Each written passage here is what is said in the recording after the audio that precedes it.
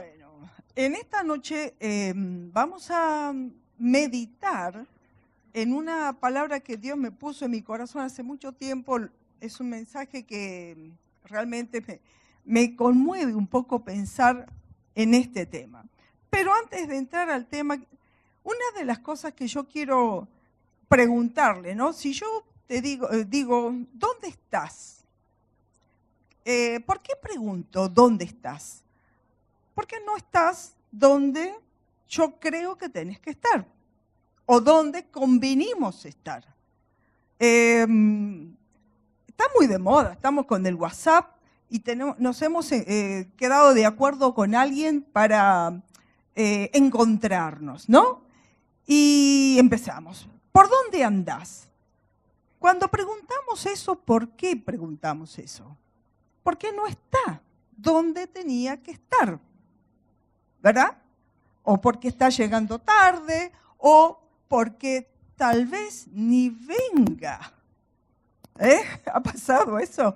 Ni venga. O sea, quedamos en un encuentro, pero no está, ¿no? Esa pregunta, ¿dónde está? ¿Saben ustedes, alguien de ustedes, esto no es una trivia, pero ustedes saben cuál fue la primera pregunta que Dios le hizo al hombre? ¿Dónde estás? Y esa pregunta es una pregunta que nos llega al corazón, porque Dios está preguntándole. ¿Y a quién se lo preguntó? Se lo preguntó a Adán. Y cuando Dios hace esta pregunta, es porque no hay un encuentro como habitualmente lo habría entre Dios y Abraham. Dios llega, en la Biblia lo narra bien, el momento que llega y busca, ¿dónde estás tú? Y esa pregunta es durísima, la respuesta. La respuesta es, me escondí, tuve miedo. Y estaban escondidos los dos, no solamente Adán, los dos. ¿Por qué estaban escondidos los dos? Tenían vergüenza, tenían miedo, sentían miedo y tenían vergüenza. Pero esto es consecuencia de algo tremendo, tremendo que pasó. Y eso tremendo tiene unas consecuencias actuales. Eso no quedó allá, continúa. Adán no estaba en el lugar preciso donde Dios lo esperaba. Él estaba escondido, él tenía vergüenza. ¿Por qué? Porque había desobedecido.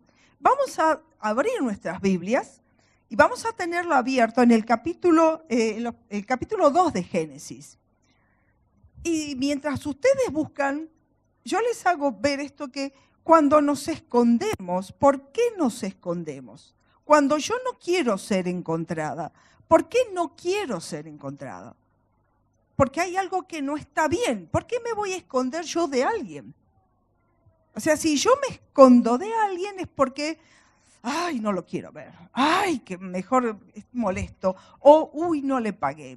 O miles de razones. Porque si está todo bien, yo no tengo miedo de encontrarme. A lo sumo, son 5 minutos más que demoraré, me va a charlar, pero no me molesta.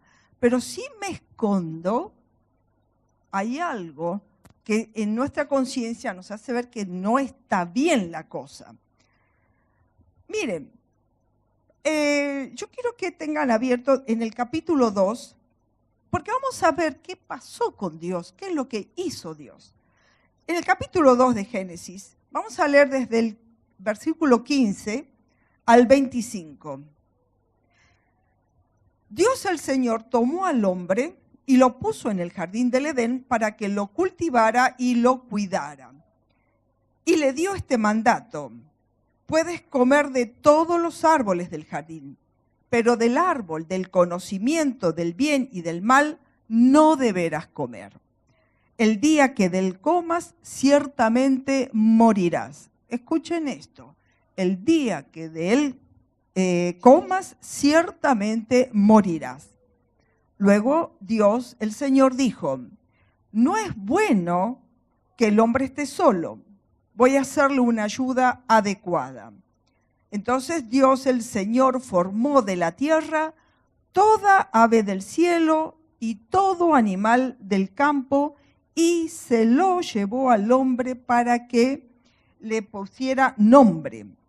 El hombre le puso nombre a todos los seres vivos y con ese nombre se lo conoce hoy. Así el hombre fue poniendo nombre a todos los animales domésticos, a todas las aves del cielo y a todos los animales del campo. Sin embargo, no se encontró entre ellos la ayuda adecuada para el hombre. Entonces Dios, el Señor, hizo que el hombre cayera en un sueño profundo. Y mientras éste dormía, le sacó una costilla y le cerró la herida. De la costilla que le había quitado al hombre, Dios, el Señor, hizo una mujer y se la presentó al hombre, el cual exclamó, esta sí es hueso de mis huesos, carne de mi carne, y se llamará mujer porque del hombre fue sacada. En otra versión dice, se llamará varona porque fue sacado del varón. Por eso el hombre deja a su padre y a su madre y se une a su mujer y los dos se funden en un solo ser. En ese tiempo, el hombre y la mujer estaban desnudos y ninguno de los dos sentía vergüenza. Es interesante este pasaje, este pedazo que seleccioné, porque acá muestra el momento cúlmine de la creación de Dios. Cuando leemos el capítulo 1 y el comienzo del capítulo 2, estamos viendo la creación de Dios que va desde lo macro, ¿sí? Desde ordenar, desde la oscuridad a la luz, separar la humedad, la parte seca de lo mojado, va de lo grande, ¿sí? De lo más grande a lo más pequeño, ¿sí? Y en toda esa creación que hizo Dios, y cuando hace al hombre, Él dice, hagamos al hombre en plural, y en esa creación que participa el Trino Dios, Dios se la da al hombre, y Dios hace parte al ser humano de su creación. Yo quiero mostrarles un poquito lo que veo de Dios en esto. Dios, un gran Dios creador, que todo lo pudo hacer solo. No nos necesitó para nada. Sin embargo, Dios se lo entregó así en bandeja, con total generosidad. Y le dijo, administralo. En el capítulo 1, al final del 1, en versículo 28 vamos a poner, dice, y los bendijo con estas palabras, sean fructíferos, multiplíquense, llenen la tierra, sométanla, dominen a los peces del mar y las aves del cielo y todos los reptiles y que se arrastran por el suelo. También les dijo, yo les doy de la tierra toda planta que produce semilla, todos los árboles que dan fruto con semilla, todo esto les servirá de alimento. Miren, Dios venía de ordenar un caos, ¿sí? Y fue creando, y cada etapa de la creación dice, y vio Dios que era bueno. Todo lo que hizo Dios era bueno. Y esa creación, esa preciosa creación, Dios la completó creando al ser humano y creó al hombre, y al darse cuenta va el hombre a ponerle nombres a cada una de las especies, y acá este es muy peludo para mí, y este tiene muchas plumas para mí, y no hay algo para mí. Pero no le pide nada a Adán. ¿Vieron ustedes? Es Dios quien tiene la iniciativa de completar al hombre. Completarlo en el sentido relacional, porque el hombre estaba solo con toda esa creación. Fíjense en ustedes, es una creación, es una obra maravillosa que hace Dios. Y yo pregunto, ¿no? Ustedes construyen una casa o hacen lo mejor que ustedes pueden, ¿se lo van a dar a alguien que está ahí en veremos para que se lo administre? Con total confianza se lo dejan y a ver, y ustedes no lo conocen bien, porque hasta acá el hombre apenas se había puesto el nombre nomás de los animales. Este es nuestro Dios que con toda generosidad se lo dio al hombre. Y no solamente le dio la creación, le dio a la mujer y realizó el marco en cual el hombre se debe vivir.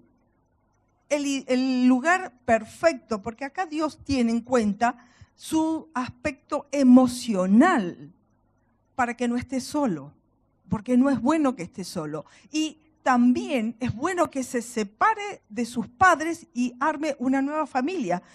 Esos eran los planes de Dios. Pero, siempre hay un pero, ¿no? Antes de esconderse,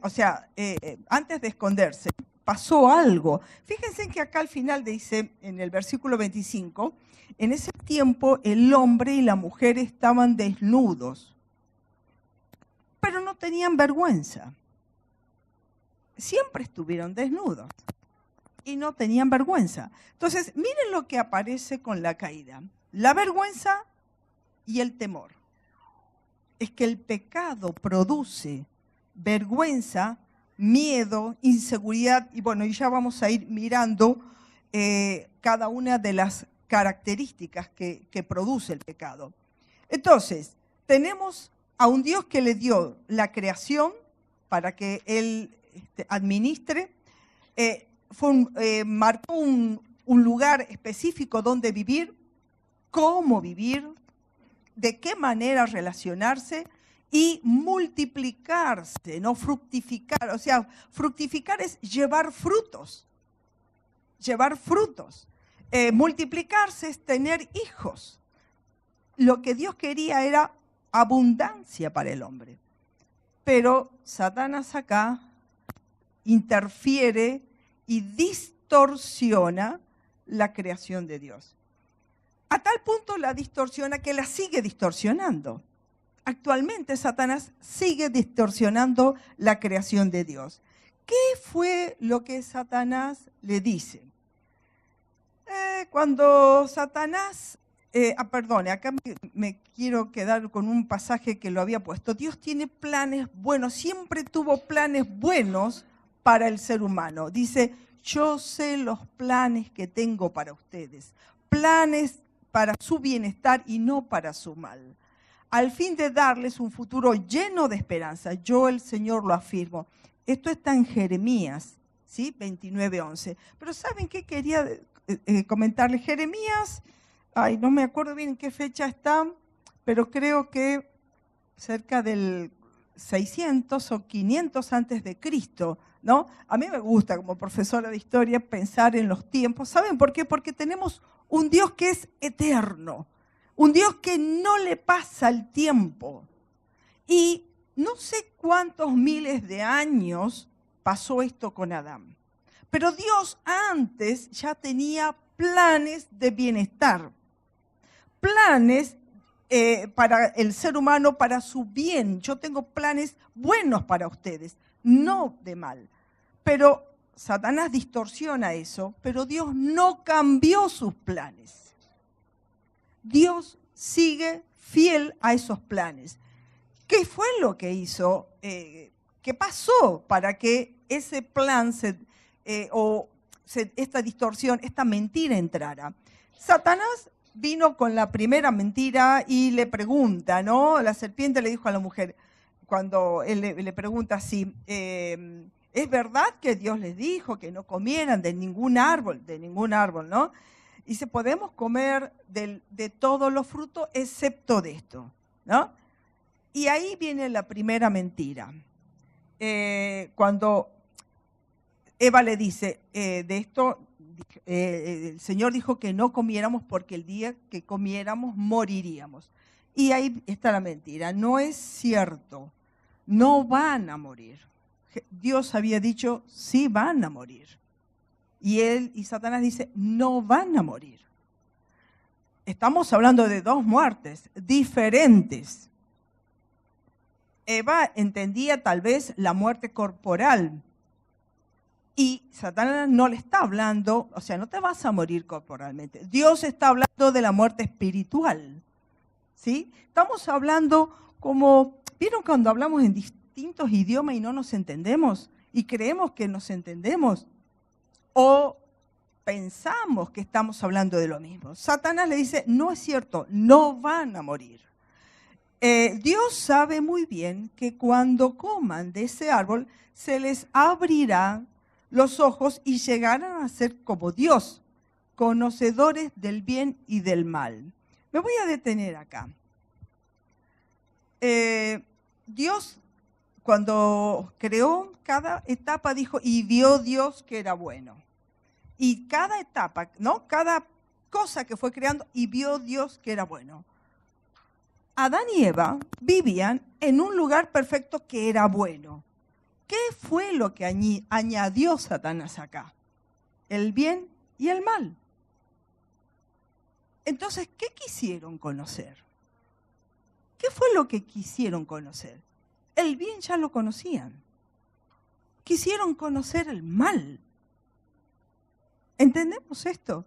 Y muchas veces la tentación de Satanás, aún hoy, a nosotros es, pero fíjate qué pasa y probá qué pasa. ¿Y qué va a pasar? Y seguramente que no va a ser nada bueno lo que va a pasar. Entonces, Satanás vino con esa pregunta, con esas mentiras, y fue mintiendo y distorsionando la palabra de Dios.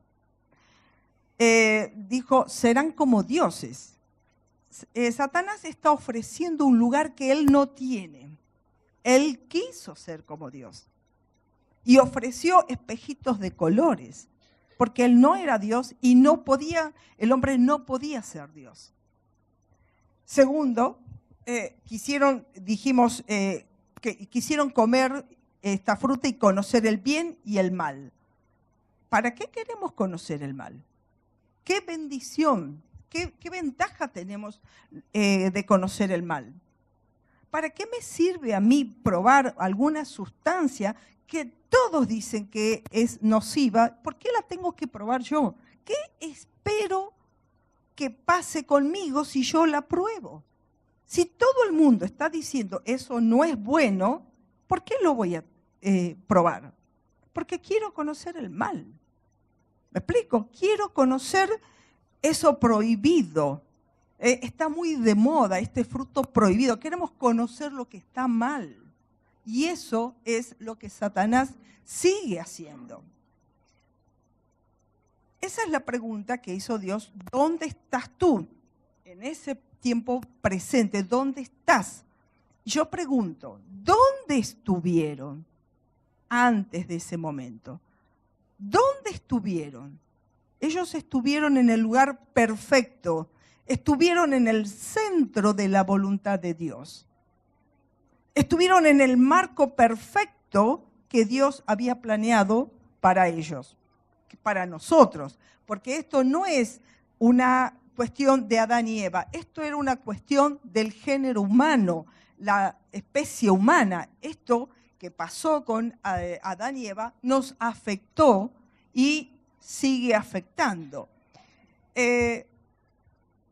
Esta distorsión de la creación tuvo sus grandes consecuencias, pero Dios es un Dios que no se da por vencido. Y ahí nomás, ahí mismo nomás, ya estuvo anticipando a Satanás lo que iba a suceder. Ahí ya le estaba dando el plan de salvación.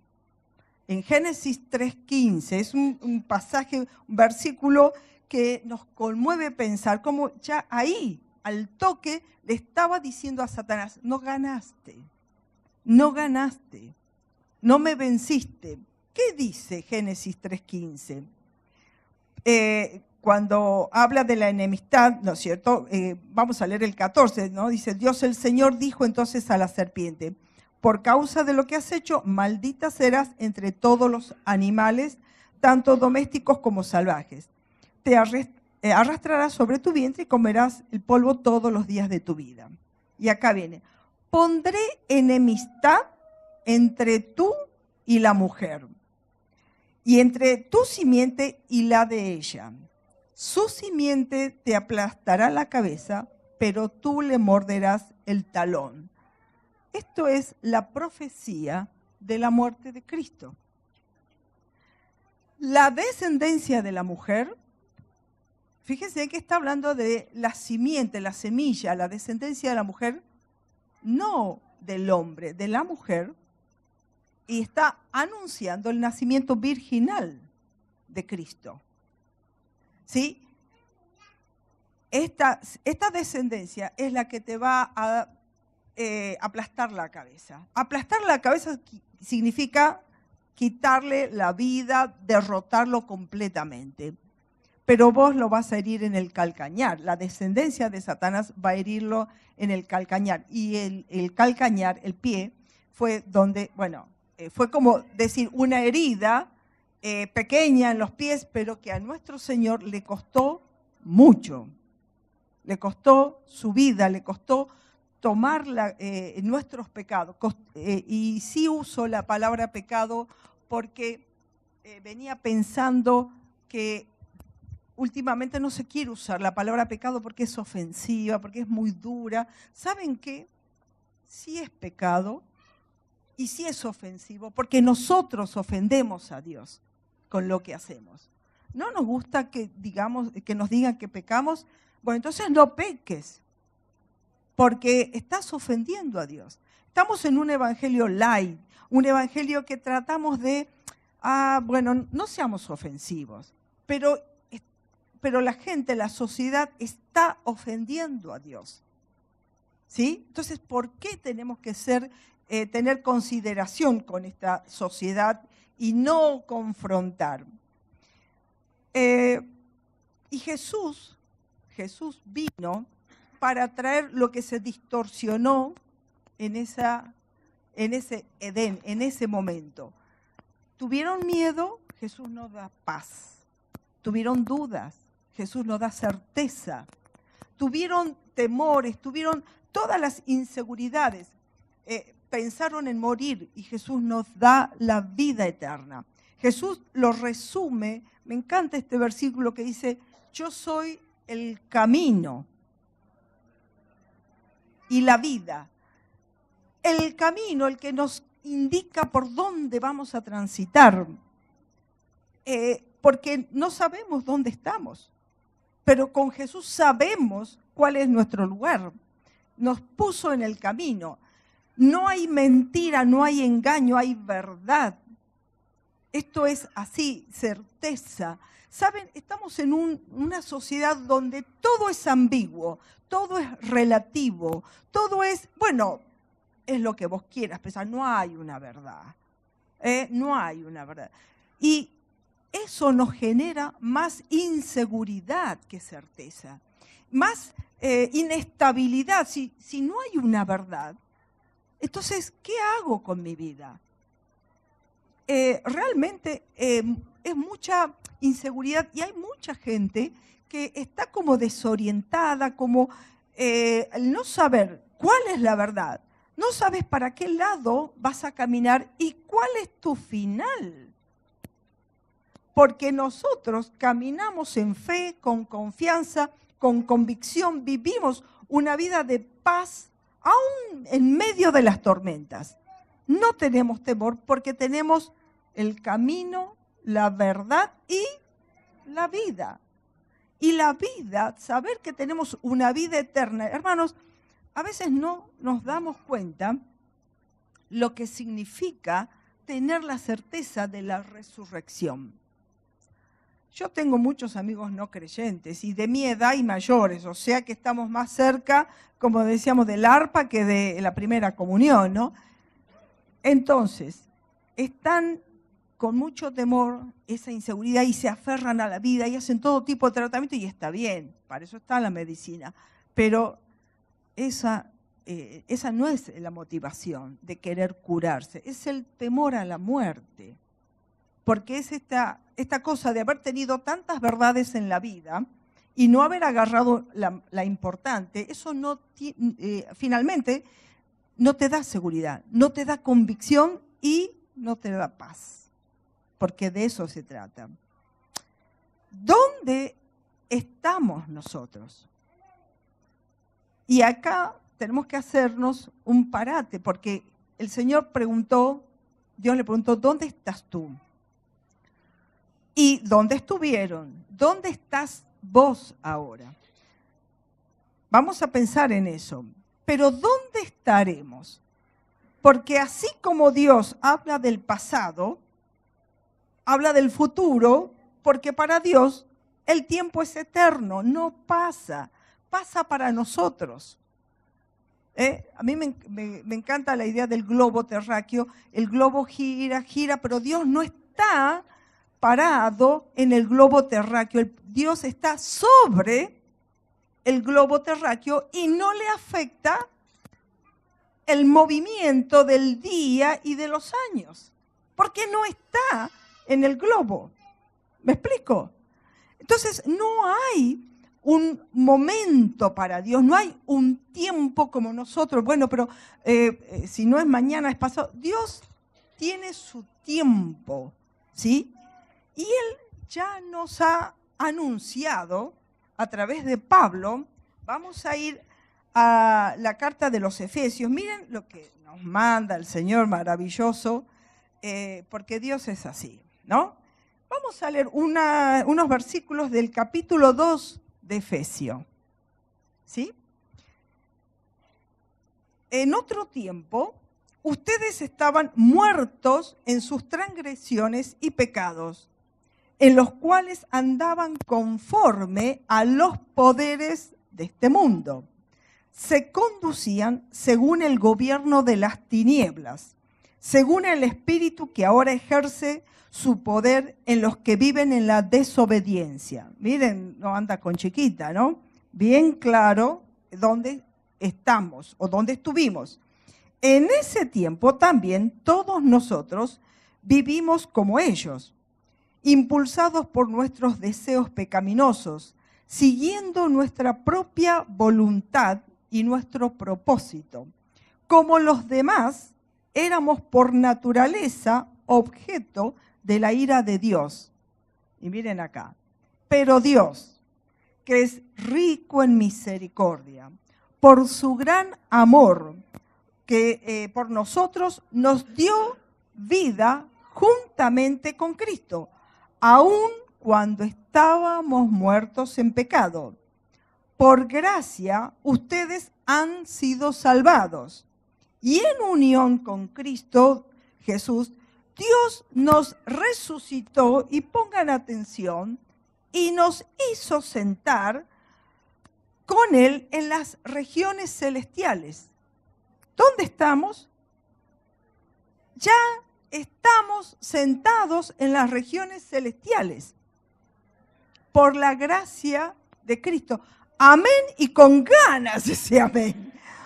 Amén, con ganas, con certeza, porque a mí estas cosas proféticas, y Pablo las dice, y después vamos a ver en Apocalipsis, las dice en fe, porque todavía estamos sentados en estas sillas acá. Pero, ¿dónde estaremos? ¿Dónde estaremos? Sentados en las regiones celestiales, ¿para qué?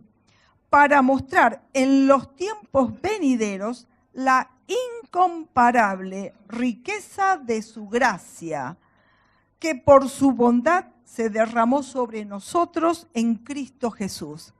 Miren esa herencia, miren lo que significó la muerte de Cristo, la resurrección, no es cualquier cosa. Porque por gracia ustedes han sido salvados mediante la fe. Esta fe no procede de ustedes, sino que es regalo de Dios. Miren, esto de tener fe, cuando dicen es un don de Dios, realmente denle gracias a Dios por su fe, aunque esté media debilucha, pero usted tiene fe. ¿Saben cuántas veces me han dicho mis compañeros de trabajo, cómo me gustaría tener la fe que vos tenés? Y yo decía, gracias Señor por regalarme la fe. Porque hay gente que no puede tener fe, porque toda su intelectualidad le llenó la cabeza y no le dejó un poquito de lugar para la fe. Porque todo se explica científicamente, filosóficamente, pero no da paz, no da seguridad, no da certeza. Y eso es un regalo. Entonces ese regalo que usted tiene, que anda flacucho, medio secón ahí, aliéntelo, lea la palabra, aférrese a las promesas y establezca esa fe y que crezca esa fe en Dios. Y esto dice, no es obra de nadie, dice, no por obras para que nadie se jacte, porque somos hechura de Dios. Y escuchen esto, creados en Cristo Jesús para buenas obras, las cuales Dios dispuso de antemano a fin de que las pongamos en práctica. En la creación ya había obra para el ser humano, porque al darnos una obra, una actividad, le dio sentido a nuestra existencia en el mundo. No estamos aquí mirando cómo pasa la vida. Dios nos puso tarea de antemano. Claro, tal vez no sea otra vez de ponerle el nombre a los animales, ya está puesto. No es, tal vez no de cultivar, porque hay quien lo haga, pero Dios todos los días nos pone una tarea y nosotros tenemos que alinearnos con Dios en su voluntad y preguntar qué es lo que tengo que hacer y estar en el centro de la voluntad. Entonces, nosotros tenemos certeza de dónde estaremos, ¿sí? Y Dios está preguntando, en este momento, ¿dónde estás vos? ¿Estás en el centro de la voluntad? ¿Sabés que ese es el lugar donde vos estás? ¿Es lo que Dios quiere que vos estés haciendo? Muchas veces uno escucha cuando la gente pregunta, ¿y dónde estaba Dios cuando pasó esto? ¿No han escuchado? ¿Y dónde está Dios cuando hay todas estas guerras?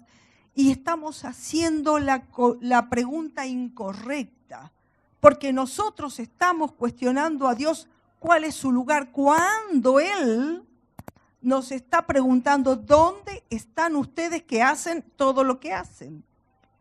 Yo escuché esto sobre la Segunda Guerra y tuve la oportunidad de estar en Auschwitz, en los campos de concentración, y algunos del grupo decían, ¿y dónde estaba Dios que permitió todo esto? Entonces yo me doy vuelta y le pregunto así, porque me sacó.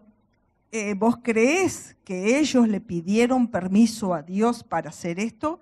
Y me queda como, ¿cuál es tu pregunta? ¿Qué quieres decir? Porque para que Dios permita, hay que consultarle. Si vos me pedís una opinión, yo te puedo decir esto, otro, pero nadie le pidió. Nadie consultó a Dios, se las mandó. Y me dijeron, no lo había visto nunca así. Es muy fácil ponernos en el lugar de Dios y cuestionarlo a Dios. Porque cuando nosotros preguntamos, ¿dónde está Dios? Oigan, disculpen, esa es la pregunta que Dios nos hace a nosotros. No nosotros a Dios. ¿O qué estamos, del mismo tamaño de Dios?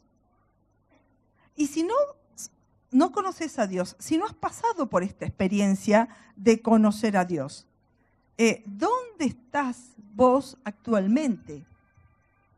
¿Sabés dónde estás ahora y dónde vas a estar después? Porque Dios da certeza. Dios no miente. ¿Saben? Su palabra es increíblemente permanente, perenne, no cambia. nosotros cambiamos. La historia cambia, la sociedad cambia.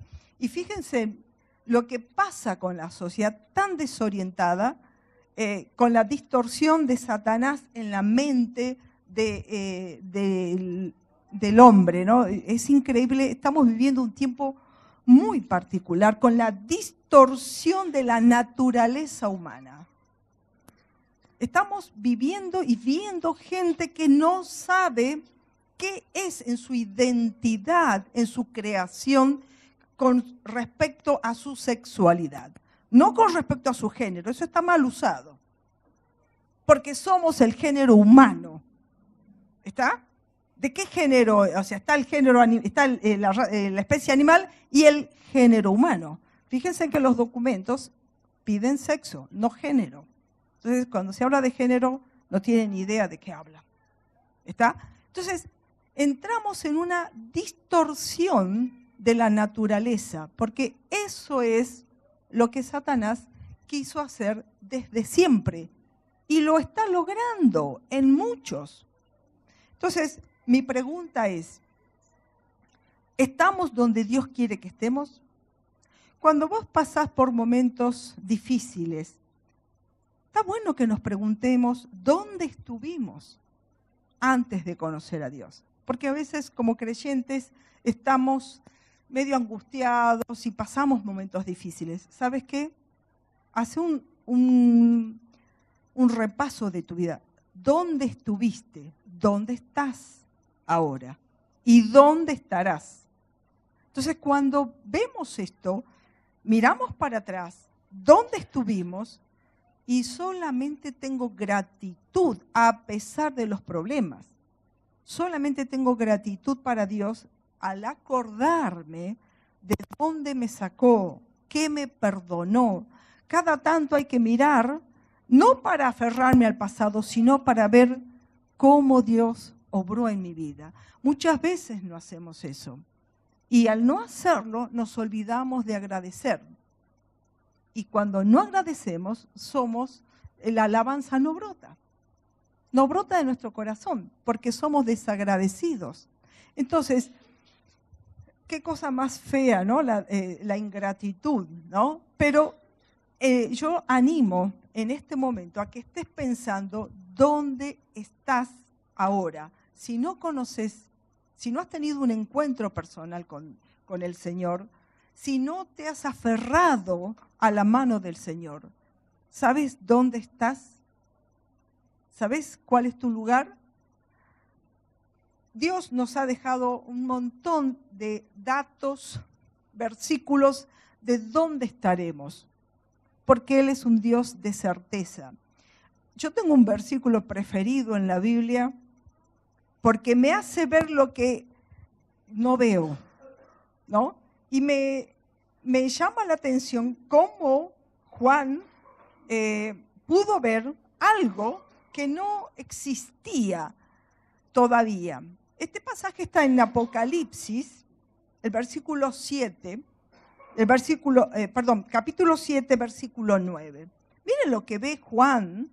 Juan murió en el año 90 de la era cristiana. Pero Juan estaba viendo, dice, después de esto miré y apareció una multitud tomada de todas las naciones, tribus, pueblos y lenguas. Era tan grande que nadie podía contarla. Estaban de pie delante del trono del Cordero, vestidos de túnicas blancas y con ramas de palma en la mano. Gritaban a una voz, la salvación viene de nuestro Dios que está sentado en el trono y del Cordero. Escúcheme una cosa. Cuando Juan ve esto, el Evangelio apenas se había recorrido un poquito las tierras antiguas, ¿no? Israel, un poquito Turquía, pero Juan estaba viendo a toda lengua, gente de toda lengua, pueblo y nación. Juan nos vio a nosotros. Ya estábamos ahí. Entonces, cuando nosotros pensamos a la pregunta de Dios, ¿dónde estás? Yo sé dónde estoy hoy.